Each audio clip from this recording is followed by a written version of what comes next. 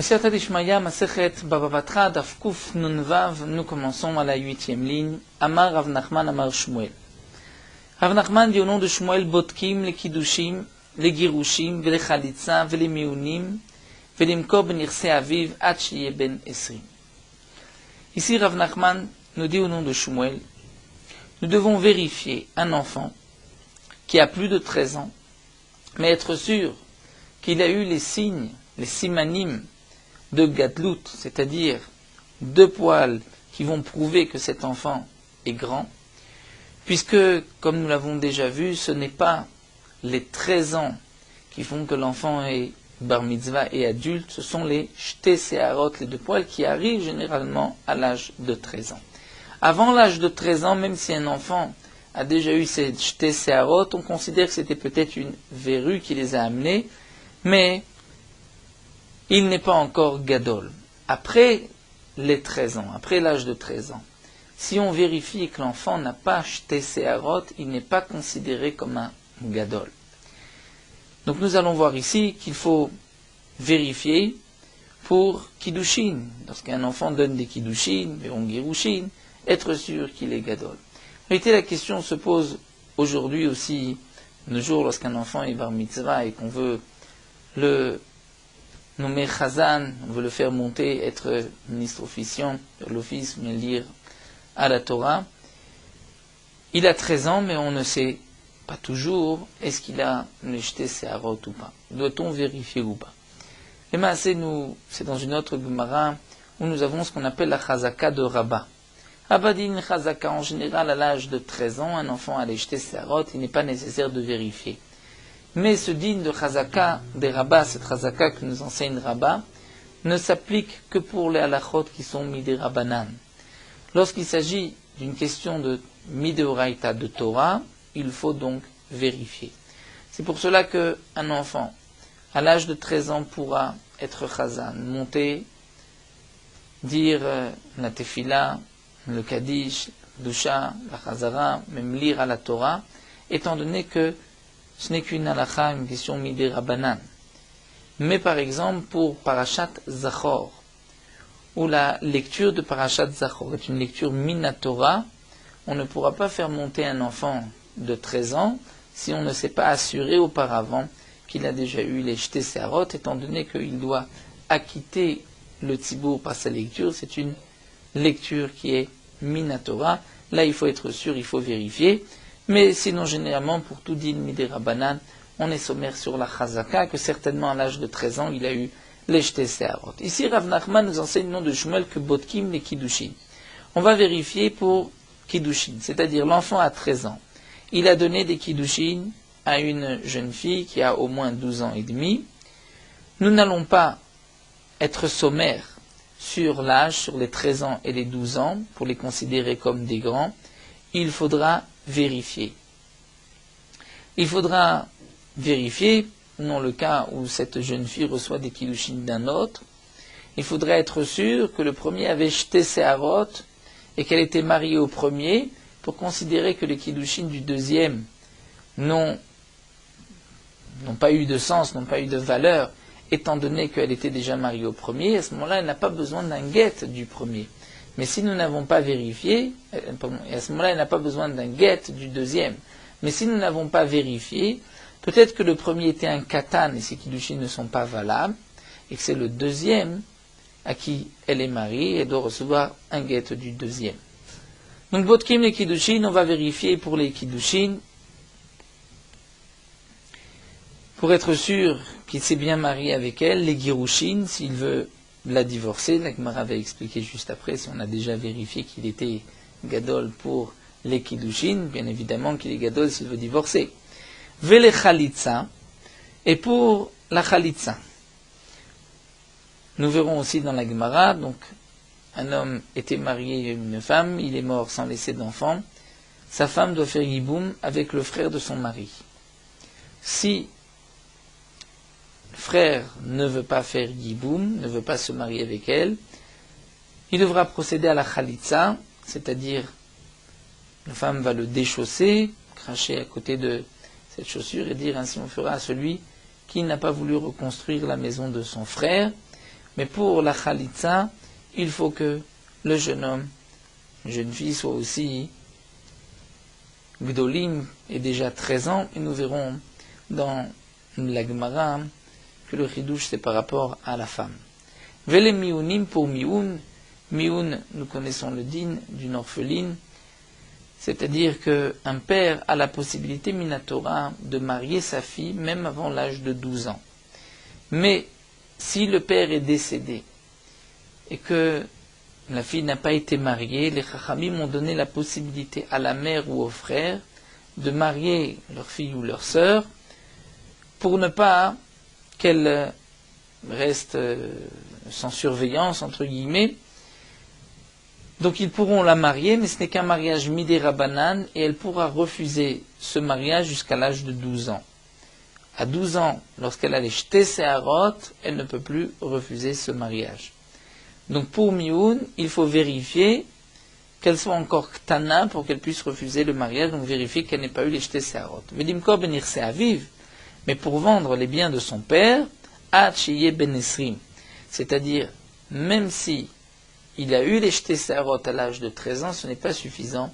Il faut qu'il ait 20 ans pour pouvoir vendre, comme nous l'avons vu dans le DAF précédent. 20 ans, c'est un âge que les Khamim m'ont donné pour que l'enfant ne fasse pas de bêtises, qu'il ne vende pas tous les biens de son père pour une poignée de pièces. Vekevan, débat kanal et kiddushin, mais demande la Gemara, si on a déjà vérifié pour les kiddushin, puisque nous avons vu d'abord que pour les kiddushin il faut vérifier, donc les girushim la mali, pourquoi ensuite vérifier au moment du divorce? La Gemara répond, le chiddush, c'est pour le yiboum.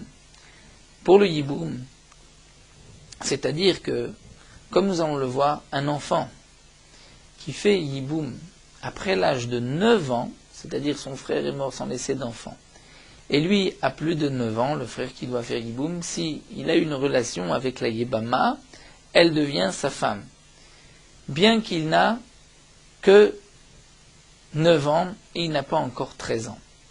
Donc le chiddush est le suivant. L'enfant avait 10 ans et il a eu une relation avec la yébama. Il l'a donc acquise, elle est devenue sa femme. Il ne pourra lui donner de guet, il ne veut pas la garder, qu'après l'âge de 13 ans. Et donc là, il faudra vérifier dans ce cas-là pour les girushin. Dites-nous, comme c'est marqué dans la Mishnah, Ben Tesha Shanev Yom Echad, un enfant de 9 ans et un jour, chez Baal Yibamto, qui a eu une relation avec sa belle-sœur, la Yébama, Kena, il l'a acquise, donc elle devient sa femme, Ve'en noten get atchikda, mais s'il veut la divorcer, il doit avoir au moins 13 ans, et donc il faudra vérifier 13 ans, donc jeté séharot, il faudra vérifier qu'il ait bien eu jeté séharot. Donc c'est vrai que dans un mariage normal, si on a déjà vérifié au kiddushin, il n'est pas nécessaire de vérifier au moment des girushin, mais il peut y avoir des girushin après un yiboum qui se fait à l'âge de 9 ans, et donc là il faudra vérifier pour les girushin. La Gemara continue les Khalitsa, quel est le chidouche de la Khalitsa, que pour Khalitsa il faut vérifier, la Foukem de Rabbi Yossé, pour exclure le din de Rabbi Yossé, de Amar. Rabbi Yossé a dit Ish Katuv Parasha, pour la Khalitsa, pour faire la Khalitsa, le Yabam, donc le frère du mari qui est décédé, doit être Ish, il doit avoir 13 ans, donc Shte Seharot, Aval Isha. Mais la femme, Ben Dola Ben Tana, qu'elle soit grande ou petite, elle peut faire la Khalitsa, d'après Rabbi Yossi. Prenons le cas d'un homme qui s'est marié avec une Ktana, une fille de 5 ans. Comment a-t-il pu se marier avec une fille de 5 ans? Il a donné des kiddushin au père de la fille. Donc il y a des kiddushin minatora. Il était marié, on va dire, 5 ans, il est mort sans laisser d'enfant. Son frère doit faire yiboum. Le frère ne veut pas faire yiboum, il va faire khalitsa. Pour Rabbi Yossi, le frère doit avoir au moins 13 ans. Et shte seharot. Mais la femme, la yevama, pourra faire khalitsa même si elle n'a que 10 ans. Donc Kamash Malan, Rav Nachman de Shmuel, il nous enseigne que non, la lacha n'est pas comme Rabbi Yossi, et la fille aussi doit avoir au moins 13 ans jeté seharot, 12 ans jeté seharot, il faut vérifier. Botkim aussi pour Khalitsa. Pourquoi?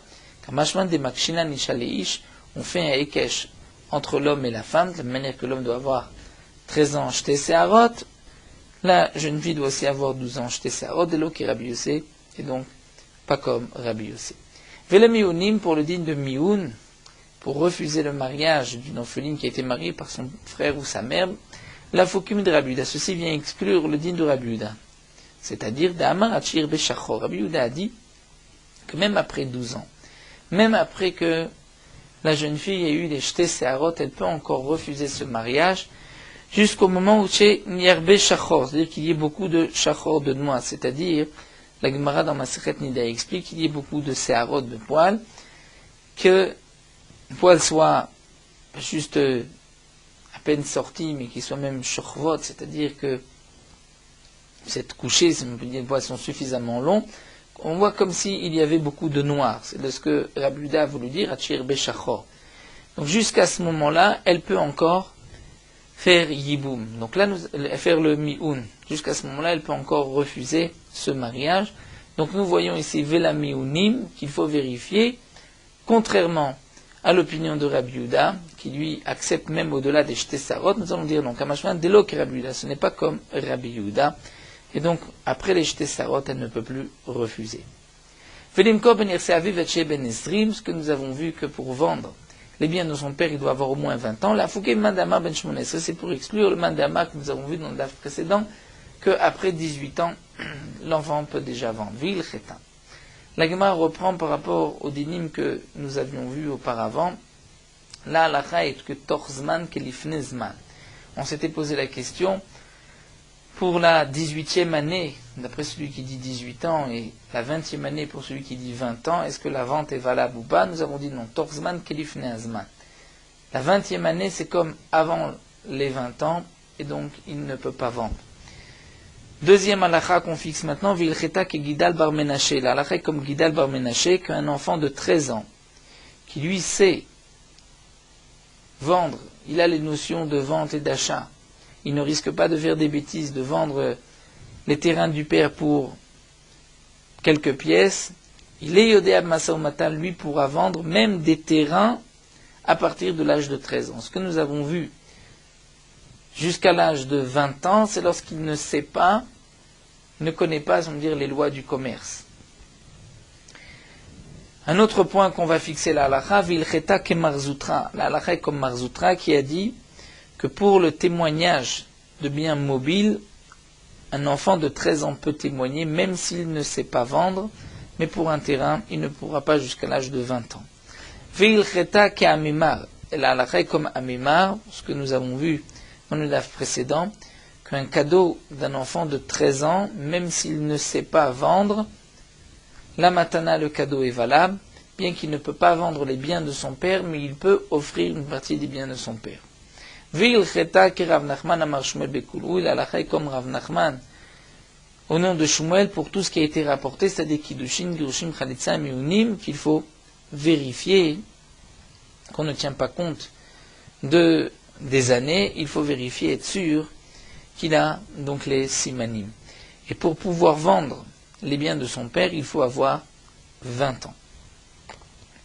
Au moins 20 ans, les simanim, pour celui qui ne sait pas, qui ne connaît pas les lois du commerce, puisque les Khamim ont dit, au-delà de 20 ans, il n'est pas nécessaire d'attendre. Mais comme nous l'avons vu, si cet enfant n'a pas eu les séharot à l'âge de 13 ans, ni à l'âge de 20 ans, on le considère comme un katan jusqu'à la majorité de ses années, c'est-à-dire jusqu'à 36 ans, s'il n'y a pas eu les simanim de séris, comme quoi c'est un homme stérile.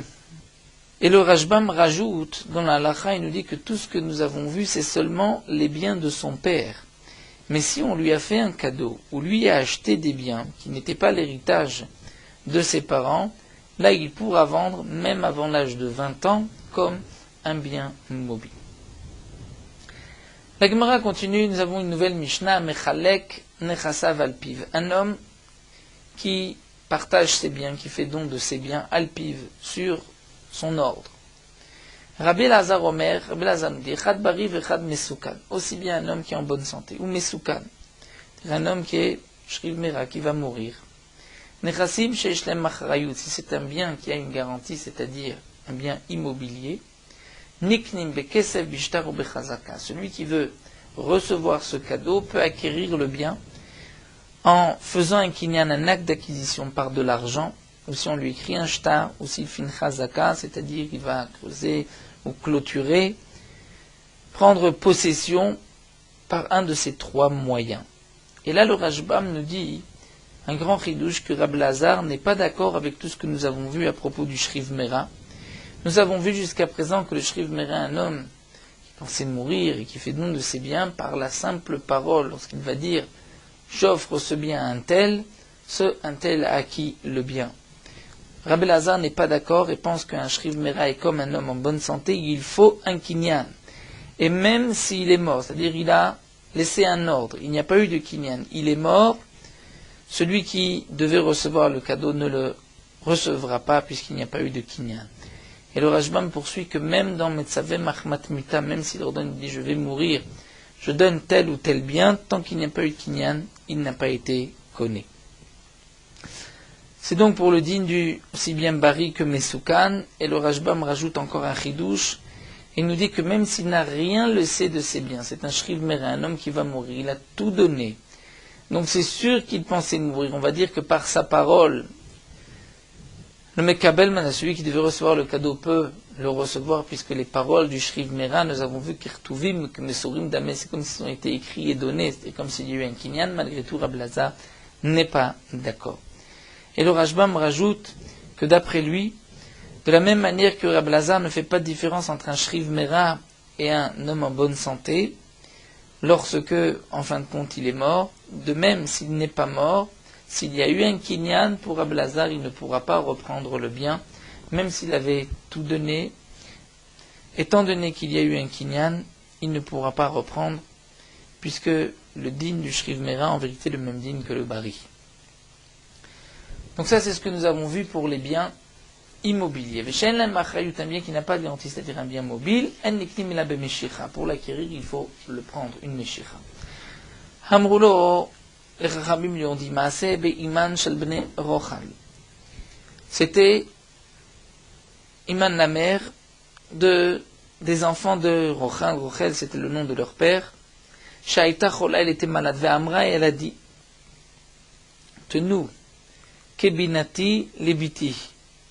Donner ma broche à ma fille, une fameuse broche que la Gemara avait dit, Vivishnem Asar Mané, qui valait 12 manées, une somme phénoménale de l'époque, ou Meta, et elle est morte, et il n'y a pas eu de kinyan, elle a juste dit, donner à ma fille. Mais qui imou et devaré, les Khamim ont accompli ses paroles, puisqu'elle a offert à sa fille, bien que sa fille ne devait pas hériter, donc elle ne devait pas recevoir cette broche, mais puisqu'elle a donné par la parole, la fille à qui les Khamim ont accompli ces paroles. Donc tu vois, Rab Lazar, que de cette histoire, par une parole, on y connaît le bien du Shriv Mera. Amar Lahem, il a répondu au contraire. Ben Rochal Tigberen Ima. Les enfants de Rochal que Tigberen Iman, que leur mère les enterre, c'est-à-dire ils étaient Rechaim, et dit le Rashbam, Halvaï, que leur mère les aurait enterrés, comme nous verrons dans la Gemara, c'est-à-dire qu'il y a eu un knas que les Chachamim ont imposé. Pourquoi les Chachamim ont accepté les paroles de la mère ou ont donné la broche à la fille? Ce n'était pas parce que Minadine, elle pouvait le recevoir, mais parce que c'était un knas que les Chachamim ont fait pour ne pas que les enfants qui étaient des Rechaim puissent recevoir cet argent. La Gemara poursuit, Tanya Amar Lahem Rabbi Eliezer le Chachamim. Rabbi Eliezer a dit aux Chachamim, Maaseh bemeroni echad, c'était le cas d'un Méroni, certainement un homme qui venait de la ville de Méron, Shehaya Yerushalayim, qui était dans la ville de Yerushalayim. Vayulo metaltelim arbe, il avait beaucoup de biens mobiles. Bikesh litnam bematana, il a voulu en faire cadeau. Et il s'agissait d'un Shriv Mera, dit le Rashbam, et ceux qui devaient recevoir les cadeaux, ce qu'il voulait donner, n'étaient pas présents. Amoulo, on lui a dit, En laem takanat shikne al gav karka. Ils n'ont pas la possibilité de recevoir les biens que tu veux donner, puisque tu ne leur fais pas de kinyan, tu ne leur donnes pas. La seule possibilité, c'est qu'il y ait un kinyan en même temps qu'un terrain. Agav karka. C'est-à-dire, si tu leur donnes un terrain, en même temps, tu peux leur donner tous ces biens. Halach, il a été velakar bet sela echad, samour liushanaim. Il a acheté un petit terrain où il y avait un rocher, bet sela echad, un terrain qu'il ne pouvait pas semer, donc il l'a acheté pour un prix intéressant. Ve'amar, et ensuite il a dit ainsi, Sfoni le ploni, Sfono le ploni.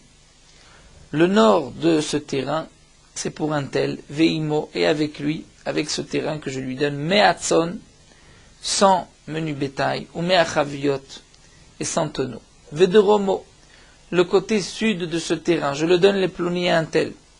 Veimo, Me'atson, ou Me'achaviot, et avec, qu'il prendra ce que je veux lui donner, Me'atson, 100 menu bétail, ou Me'achaviot, et 100 tonneaux. Oumet, ensuite il est mort, Vekimu Chachamim et Devarav, les Chachamim ont accompli ses paroles. Donc Rabbi Lazare vient apporter une preuve que par une parole, on ne peut pas faire de cadeau, même s'il est Shriv Mera, il faut qu'il y ait un kinyan. Amroulo, les Chachamim lui ont dit, Misham Raya, de là tu apportes une preuve, Maroni Bari Aya, ce Maroni était Bari, était en bonne santé. Et donc puisqu'il était en bonne santé, c'est pour cela que il a fallu un kinyan. Mais c'est vrai que pour un shriv mera, il n'est pas nécessaire de faire de kinyan. Le Rashbam nous dit que cette Gemara est rapportée dans Masechet Kiddushin, et la Gemara l'explique, pose certaines questions, puisqu'on peut avoir plusieurs questions sur cette histoire. Mais là, ce qui nous concerne pour notre soubien, c'est que Rabbi Lazare a voulu apporter une preuve que le shriv mera ne pouvait donner que par un kinyan agav avec le terrain. Donc la parole n'est pas suffisante. Les Chachamim ont répondu, en vérité la parole d'un shriv mera est suffisante, mais là-bas il était bari, en bonne santé, donc il fallait un kinyan. Amar lahem bener ochel tikberen imam, on reprend ce qui est marqué dans la Mishnah, où Rabbi Lazare a dit que les enfants de bener ochel tikberen, que leur mère les enterre. La Gemara pose la question, maïtama kalaïtleu, pourquoi Rabbi Lazare les maudissait ainsi? Amar Abuda Amar Shmuel, Abuda nous dit de Shmuel, mekaime kotzim bekerem ayu. Ils étaient mekaimés, c'est-à-dire ils gardaient des chardons, bekerem, des chardons, dit le Rashbam, une sorte de kotzim, de ronces, dans un kerem, c'est-à-dire parmi les vignes. Et dans Masechet Kilaim, on voit qu'étant donné que ces kotzim, ces ronces, sont comestibles pour la bête, sont machal behema, donc il y a une interdiction de Kilaim. Et malgré tout, eux laissaient les ronces entre les vignes et ne les enlevaient pas, donc ils transgressaient sur Kilaim, c'est pour cela que Rabbi Lazare les a maudits. Rabbi Lazare l'étamé qui suit ce qu'il a dit ailleurs, Ditnan amekaim kotsin bakerem, Rabbi Lazare omer kedesh. Rachamim même le kidesh, celui qui laisse des ronces, des chardons entre les vignes. Pour Rabbi Lazare, kidesh, c'est-à-dire toute la vigne devient interdite, il y a là une interdiction de Kilaim, et pour les Chachamim, lo kidesh et la davash kamu mekaimim. Pour les Chachamim, non. Dans quel cas il y a une interdiction de Kilaim, et donc tout devient interdit, c'est le terme de kedesh, c'est-à-dire c'est interdit comme le hekdesh, c'est seulement davash kamu mekaimim, quelque chose que généralement on garde. Donc là nous avons vu une machloquette entre Rabbi Lazare et les Chachamim. Est-ce que laisser des ronces parmi les vignes et chardons, il y a une interdiction de Kilaim ou pas? Pour Rabbi Lazare, oui, et c'est donc pour cela que Rabbi Lazare les a maudits. D'après le Bar, on ne doit pas lire cette ligne, la question de la Gemara, puisqu'elle est marquée, on pourrait peut-être dire que c'est les Chachamim qui terminaient en disant Vishlama comme chazé, si encore c'était du safran qu'il laissait. Étant donné que le safran on en a besoin, donc il peut y avoir kilaim, mais la kotsim, le maïchazem, les kotsim généralement on ne le laisse pas, donc il n'y a pas de kilaim. Mais les sons n'allont pas être gores, ces lignes-là, comme le dit le Bar.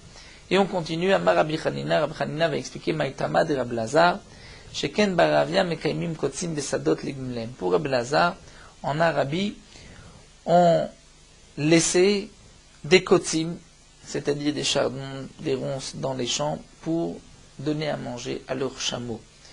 Donc on voit que c'est quelque chose que l'on garde, puisqu'on garde, il y a une interdiction de kilaim. Pour les chachamim, explique le Rashbam, on va d'après la majorité, et la majorité des gens ne laissent pas des ronces, des chardons dans les champs. Amar Rabbi Levi nous dit, Konim, Kinyan Mishriv Mera Afilu Beshabbat.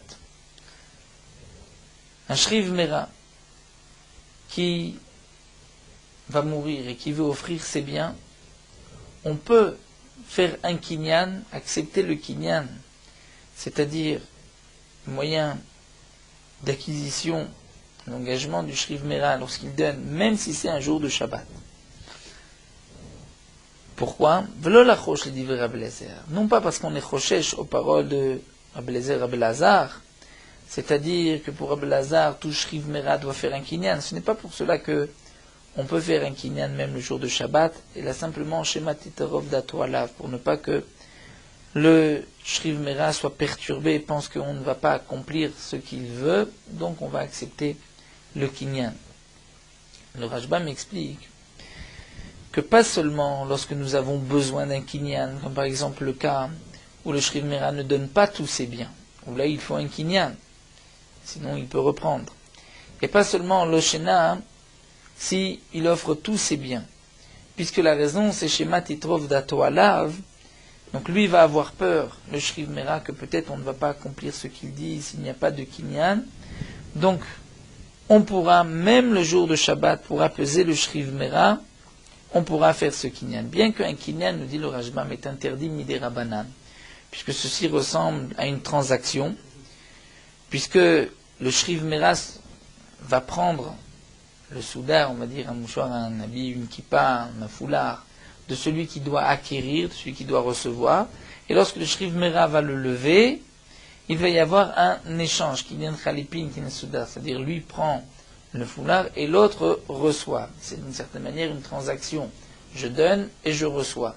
Shabbat, on ne peut pas faire ce Kinyan, malgré tout dans le cas d'un Shriv Mera, on pourra faire ce Kinyan, de peur que le Shriv Mera risque d'être troublé et de mourir plus vite, puisque il va craindre, il va penser, mais on ne va pas accomplir mes paroles. On continue avec une nouvelle Mishnah, Rabbi Eliezer Omer, Beshabbat dvarav kayamim pnei shen yachol lichtov, aval lo bechol. Rabbi Eliezer nous dit, si un Shriv Mera le jour de Shabbat fait don de ses biens, même s'il n'y a pas de Kinyan, dans ce cas-là, dvarav kayamim, ses paroles seront valables. Pourquoi, d'après Rabbi Elazar, c'est à ce moment-là que les Chachamim ont institué que des vrais Shriv Mera kirtuvim knesurim dameh? Pourquoi Mipnei shenei yachol lichtov, étant donné qu'il ne peut pas écrire, et donc pour ne pas que, comme nous l'avons vu, Titarev Dato Alav soit perturbé, pour qu'il puisse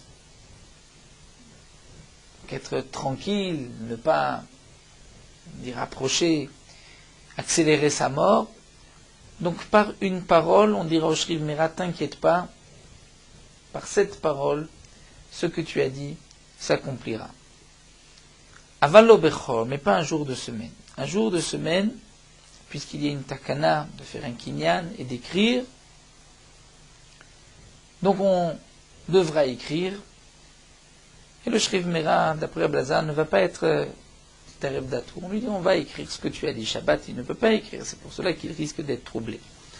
Rabbi Yoshua Omer, Beshabbat Amru Kal Vachomer Bechol. Rabbi Yoshua dit au contraire. C'est le Shabbat que les Chachamim ont dit que Dvarav Kayamim, mais à plus forte raison en semaine.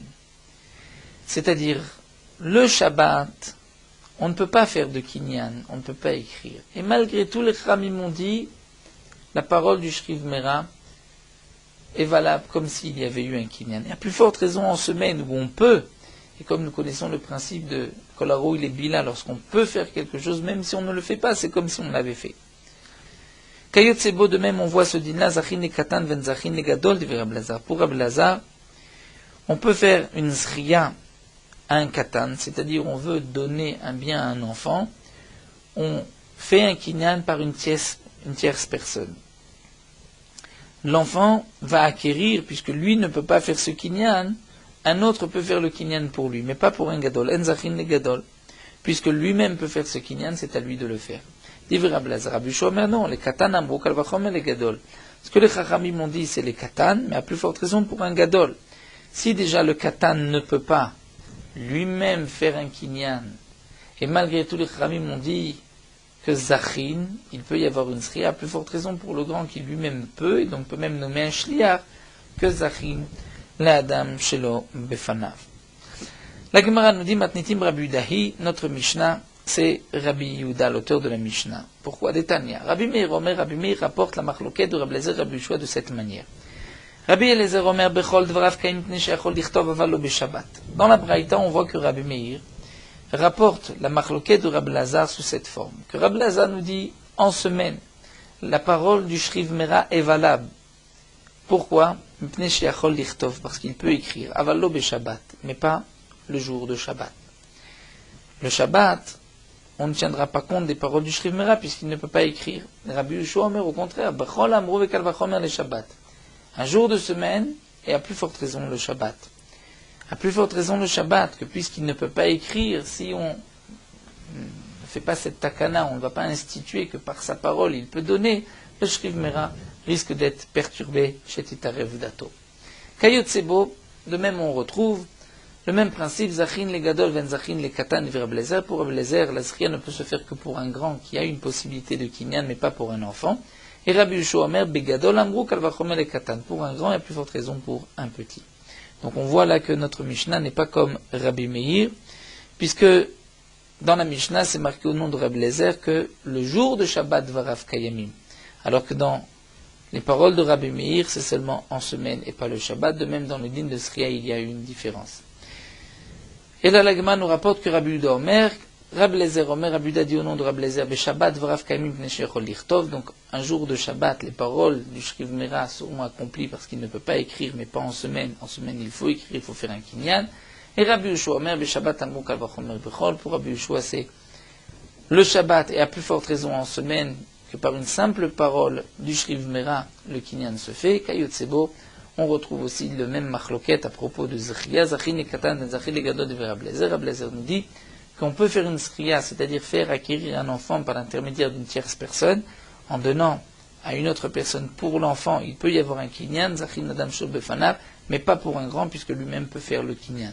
Et Rabbi Yehoshua dit, le Katan Amrou Kal Vachomer le Gadol, ce qui a été dit, le din de Zriya, c'est pour un enfant, et à plus forte raison pour un grand, qui lui-même peut faire le kinyan, peut nommer un shliach, c'est sûr qu'il pourra faire le kinyan.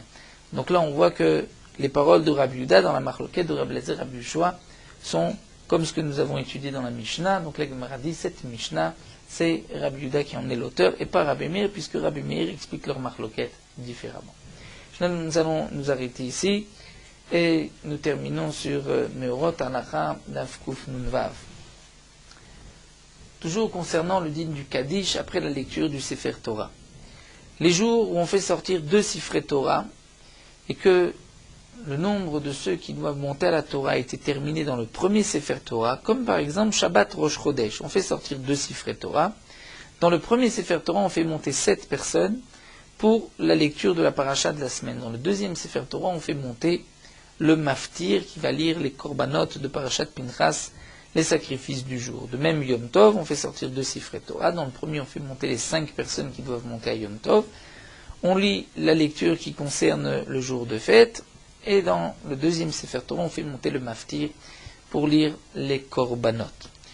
Donc, quand est-ce que nous allons dire dans ces 2 cas-là le Chatzi Kaddish?